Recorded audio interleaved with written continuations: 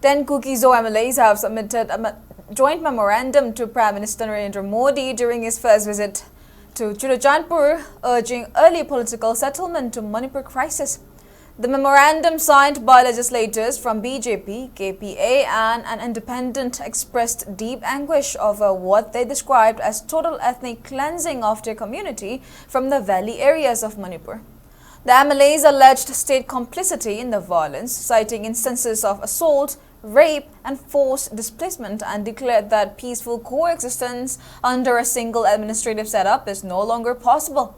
The signatories urged the Prime Minister to expedite dialogue and fulfill their long-standing demand for separate union territory, with legislator asserting that this would ensure lasting peace, justice, security and a sense of belonging for the people.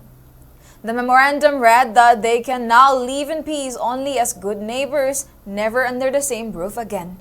The joint memorandum was signed by Vozaging Valte, Ngur Sanglur Sanate, Chinglung Thang Manlun, Let Zamang Haukip, Paulay Lal Haukip, Lal Liang Mang Kaute, Let Pau Haukip, Kim Neo Haukip Hangshing, Haukolat Kipgen, and Nemcha Kipgen.